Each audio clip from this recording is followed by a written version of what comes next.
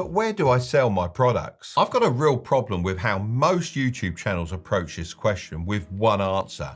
They'll either say Etsy or Shopify, but it really isn't that simple. I'm not interested in rushing through this video to get a little bit of extra attention. I know if you got to this part in the video, then you want to know the facts before you jump into something. So let's go through both of these options so you can decide which is the best route for you, or route for all you American viewers. Firstly, let's talk Etsy. If we look at the figures from February 2023, we can see that Etsy had 460.6 million visitors.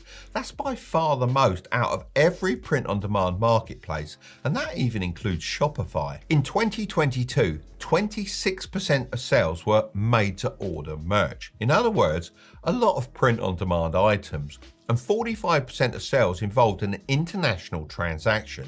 This means that Etsy gives you access to a global audience of shoppers. A lot of people commented on one of my previous videos mentioning that I'd overlooked the marketing costs, but I didn't.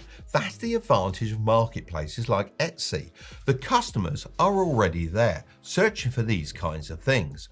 All you need to do is rank high enough in the search results. But it isn't all sunshine and rainbows. Lots of people hype up print on demand on Etsy, but more people fail than succeed. That's just the harsh truth. Etsy don't reveal the percentage of shops that actually succeed, but they have revealed that there are 5.4 million active sellers, and the average monthly sales per user was $2,169 in 2022.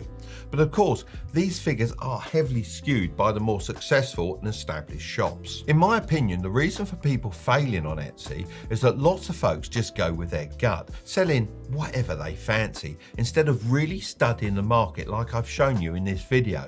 But if you stick to the system I've taught you, you'll have a serious leg up on the competition. Now for Shopify. Customer data is one of the most valuable things in business. A general rule of thumb is that a customer's email is worth about $1 a month to a business, as they can use it for advertising to a previous buyer. As Shopify isn't a shared marketplace and instead is your own website, they allow you to collect this valuable information, whereas Etsy doesn't have an option to do this legally. You see, someone has to agree to be on your email list. So yes, you can just download the emails from your Etsy customers, but you can't really get away with adding them to your email list without facing some issues. Not only is it against Etsy's policies, it's also illegal in many countries. Selling on Shopify also allows you to set yourself apart from the competition.